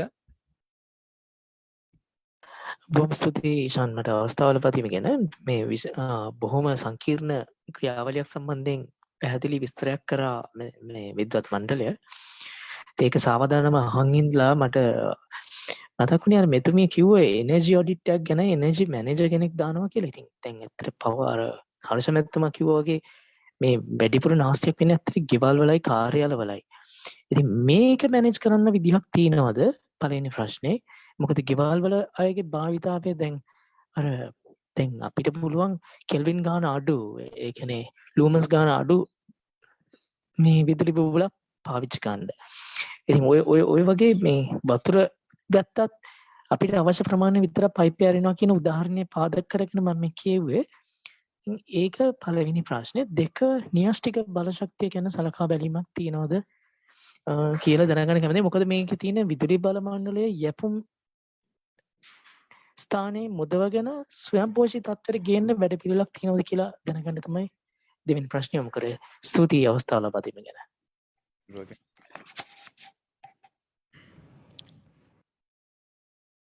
ඔව් පළවෙනි ප්‍රශ්නට උත්තරයක් දෙන්න උත්සාහ කරොත් ඇත්තටම ඒක තමයි මම ගෘහස්ත බලශක්තිය ගැන කතා කරද්දී කිව්වේ අවශ්‍ය තැනට අවශ්‍ය ප්‍රමාණයට වඩා බලශක්තිය පාවිච්චි වෙන්න එපා. කියන්නේ අනවශ්‍ය පහන් විදුලි නිමා දමන පළවෙනි කාරණාව. දෙවෙනි කාරණාව කාර්යක්ෂම උපකරණ පාවිච්චි කිරීම. අනිත් එක තුන්වෙනි කාරණාව තමයි අවශ්‍ය ප්‍රමාණයට විතරක් අවශ්‍ය දේ ගන්න. අපි හිතමු අපි මේසයක වැඩ කරනවා නම් ලිපි ද්‍රව්‍ය සම්බන්ධව ලියන කියන වැඩක් කරනවා නම් අනිවාර්යයෙන්ම වොට් දෙක තුනක LED මේස විදුලි පහනක් හොඳටම සෑහෙන එකට වොට් 10ක මුළු කාමරේටම එළිය සපයන LED පහනක් පාවිච්චි කරනවට වඩා ඒ වගේ ගොඩක් අවස්ථා තියෙනවා අපිට. අපි මුළු කාමරේටම හුලං ලැබෙන සීලිං විදුලි පංකාවකුත් තියෙනවා නම් මේස විදුලි පංකාවකුත් එතනම තියෙනවා නම් අපිට මේස විදුලි පංකාව ළඟින් තියාගෙන ඒක එක පළවෙනි කට්ටේට දාලා අපිට පාවිච්චි කරන්න පුළුවන්. අර මුළු කාමරේටම සිසිලස ගෙන්න දෙන සීලිං විදුලි පංකාව 3ට වගේ දාලා පාවිච්චි කරනට වඩා. ඒ වගේ නොයෙකුත් අවස්ථා තියෙනවා. අපි අවශ්‍ය එක දෙයයි මේ පිළිබඳ සතියෙන් ඉන්න එක. ඒ කියන්නේ අපි මේ ගැන නිරන්තරයෙන් කල්පනා වෙන්න ඕනේ. අපි කොහොමද බලශක්තිය ඉතුරු කරන්නේ? අපි කොහොමද ඉතුරු කරන්නේ කියලා. ඒක පවුලක දෙමව්පියන් නිතරම ප්‍රැක්ටිස් කරනවා නම් අනිවාර්යයෙන්ම ළමයිනුත් ඒක ඉගෙන ගන්නවා. ඒගොල්ලන් ටිකින් ටික ඒකට පුරුදු වෙනවා. ඒගොල්ලන් ඊට පස්සේ ඒගොල්ලන් රැකියා අවස්ථාවලට එහෙම නැත්නම් තමන් ඉගෙන ගන්න ස්ථාන වලට ගියාම ඒගොල්ලන් ඒ වගේ දේවල් කරන්න පෙළඹෙනවා. එහෙම තමයි මේ යහපත් පණිවිඩය රටට ගෙනියන්න පුළුවන් වෙන්නේ. බොහොම ස්තුතියි ඒ මහත්මයාට මේ කාරණාව මතු කිරීම සම්බන්ධව. දෙවැනි කාරණාවට මම පිළිතුරු ලබා දීමට අදහස් කළා. විශේෂයෙන්ම න්‍යෂ්ටික බලශක්තිය අපේ අධිකාරීන් පරිබාහිර කාරණාවක් වුණත් මම අමාත්‍යාංශයටත් සම්බන්ධව කටයුතු කරපු නිසා මම හිතුවා යම් අදහසක් මේ සම්බන්ධව ලබා දීම වැදගත් වෙනවා කියලා. විශේෂයෙන්ම පසුගිය කාලය තුල න්‍යෂ්ටික බලය විදුලි නිෂ්පාදනය සඳහා වෙනත් කටයුතු සඳහා නෙවෙයි විදුලි නිෂ්පාදනය සඳහා ලබා ගැනීමේ මූලික අධ්‍යයනයන් සම්බන්ධව ශ්‍රී ලංකා පරමාණු බලශක්ති මණ්ඩලය, ඒ වගේම ලංකා විදුලි බල මණ්ඩලය, ඒ වගේම අන්තර්ජාතික පරමාණු ඒජන්සියේ සහාය ඇතුව යම් මූලික අධ්‍යයනයන් ක්‍රියාත්මක වෙමින් පවතිනවා. නමුත් ඒකෙන් අදහස් වෙන්නේ නැහැ මේ අපේ දීර්ඝකාලීන ජන සැලසුමේ න්‍යෂ්ටික බලය විදුලි නිෂ්පාදනය සඳහා හඳුනාගෙන තිබෙනවා කියන කාරණාව. නමුත් ඒ වගේ ප්‍රබෝධයක් උපයෝග කරගැනීමේ හැකියාව පිළිබඳව යම් සොයා බැලීමක් සිදු කරනවා. විශේෂයෙන්ම සමහර රටවල් තවමත් න්‍යෂ්ටික බලය විදුලි නිෂ්පාදනය සඳහා උපයෝග කරන විශාල වශයෙන් උපයෝග කරගන්නවා. ඉතින් ඒ කාරණාත් එක්ක අපිටත් ශක්්‍යතාවයක් තියෙනවාද කියන මූලික හැදෑරීම් ඒ සම්බන්ධව ක්‍රියාත්මක වීම පවතිනවා. නමුත් එහෙම තීන්දුවක් න්‍යෂ්ටික බලය විදුලි ජනනය සඳහා යොදා ගැනීමේ තීන්දුවක් මෙතෙක් කරගෙන නැහැ. නමුත් අවශ්‍ය කරන මූලික අධ්‍යයනයන් මූලික කටයුතු ක්‍රියාත්මක වීම පවතිනවා. ඒ වගේම එතුමා මතක් කළා ලංකා විදුලි බල මණ්ඩලයේ පිරිවැය පැත්තෙන් විශේෂයෙන්ම අපි මේ ප්‍රතිපත්තිය තුළ පුනර්ජනනීය බලශක්ති ප්‍රභවයන් මගින් 2030 වර්ෂයේදී 70% විදුලි අවශ්‍යතාවය සපුරාලීමේ ක්‍රමවේදය තුළ කටයුතු කිරීම තුළින් අපේ දේශීය බලශක්ති ප්‍රභවයන් උපයෝග කරගැනීම සිදු වෙනවා. ඒ වගේම ආර්ථිකමය ඵලදායී වශයෙන් අපේ ප්‍රභවයන් උපයෝග කරගැනීමේ හැකියාව තිබෙනවා. ඒ වගේම බලශක්ති සුරක්ෂිතභාවය තහවුරු කරගැනීමේ හැකියාව තිබෙන මේ කටයුත්ත තුළ විශේෂයෙන් මතක් කරන්න ඕනේ දැන් ලංකා විදුලි බල මණ්ඩලයේ සැලකුවහොත් ලංකා විදුලි බල මණ්ඩලයේ පුනර්ජනනීය බලශක්ති මිදුලි මිලදී ගැනීම සැලකුවහොත් එක් විදුලි ඒකකයක් මිලදී ගන්න සාමාන්‍යයෙන් මේ එක් ප්‍රභවයන් අනුව වෙනස් වෙනවා මේ විදුලි මිලදී ගැනීමේ ගාස්තු. නමුත් සාමාන්‍යයෙන් සැලකුවොත් ඒක රුපියල් 15කට ආසන්න ප්‍රමාණයක් දැන් මේ තත්ත්වය තුළ පහුගිය වර්ෂයේ සැලකුවොත් රුපියල් 15කට ආසන්න ප්‍රමාණයක්. නමුත් ලංකා විදුලි බල මණ්ඩලයේ මුල්‍ය පිරිවැය විදුලි සැපයීම සඳහා එහෙම නැත්නම් ජනනය සඳහා වන දැනට දරන පිරිවැය පහුගිය වර්ෂයේ සැලකුවොත් රුපියල්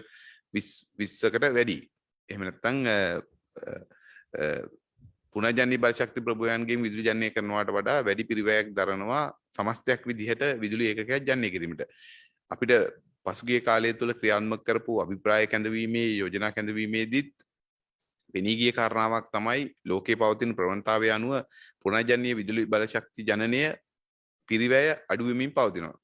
කෙටි කාලීනව යම් ප්‍රමාණයක වැඩිවීමක් පසුගිය කාලය තුල සූර්යජන්‍ය සඳහා තිබුණට නමුත් සමස්තයක් විදිහට ගත්තොත් විදුලි ජනනය පුනර්ජනනීය බල ශක්ති ප්‍රභව මගින් ක්‍රියාත්මක කිරීමේ පිරිවැය අඩුවීමේ තත්ත්වයක් වාර්තා වෙනවා. ඉතින් මේ කාරණාවත් එක්ක ඉදිරියේදී වැඩි වශයෙන් පුනර්ජනනීය බල ශක්ති ප්‍රභවයන් පද්ධතියට එකතු වීම තුළ පිරිවැය අඩුවීමේ තත්ත්වයක් එහෙම නැත්නම් ඒ නැමියාවක් ට්‍රෙන්ඩ් එකක් තියෙනවා. කෙසේ නමුත් පුනර්ජනනීය බල ශක්ති ප්‍රභවවල ආර්ථිකමය ඵලදායීතාවය සැලකුවත් ආනයනික ඉන්ධන මත යැපීම අඩුවීම තත්ත්වය ඒ වගේම දේශීය බල ශක්ති සුරක්ෂිතතාවය තහවුරු වීම මේ සියලු කාරණා එක්ක රටක් විදිහට පුනර්ජනනීය බල ශක්ති ප්‍රභවයන් මගින් විදුලි ජනනය කිරීමේ යම් තාක්ෂණික ගැටලු තියෙනවා. ඒ තාක්ෂණික ගැටලු විසඳාගත යුතුයි. විශේෂයෙන්ම ගුණාත්මක විදුලි සැපයුමක් තහවුරු කිරීම සඳහා අවශ්‍ය වන තාක්ෂණික සම්මතයන් ඒ සම්මතයන් අනුව පුනර්ජනනීය බල ශක්ති බලාගාර පද්ධතියට එකතු කරගත යුතුයි.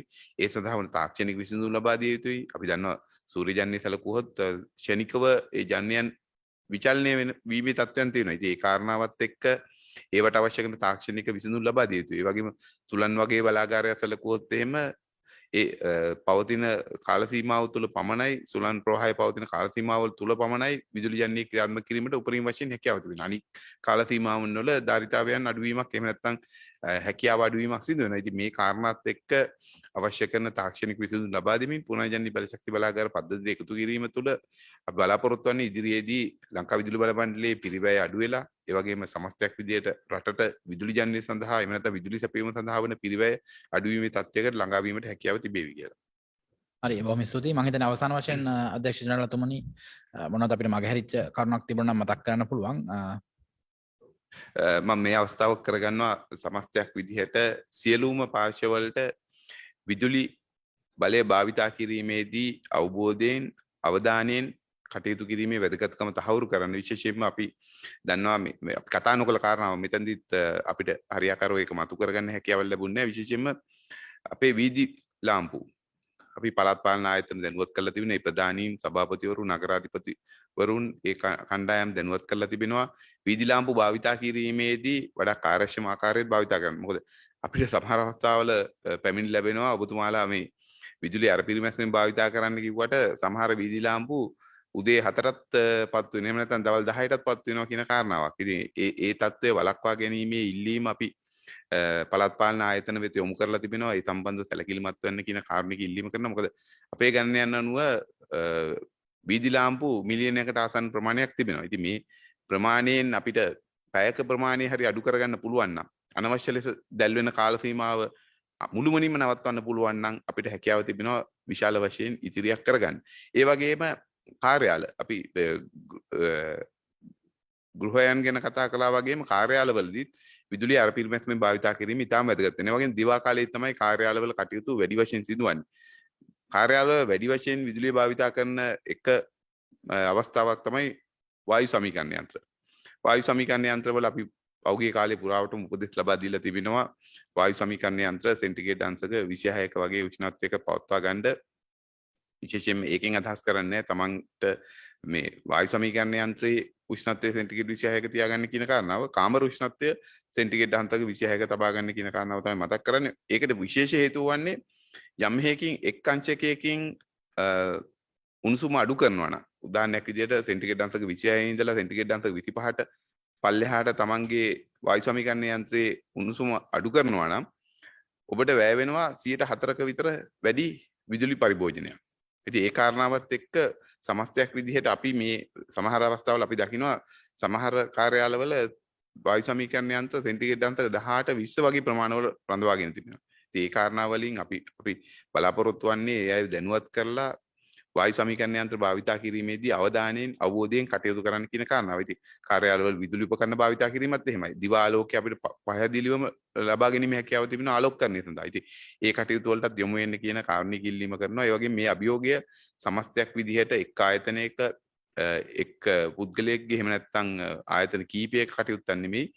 රටක් විදිහට අපිට එල්ලවන අභියෝගයක්. ඒ නිසා සමූහයක් විදිහට අපි මේ අභියෝගයන්ට මුහුණ දීමේ වැදගත්කමත් නැවත නැවතත් මතක් කරනවා. බොහොම ස්තුතියි.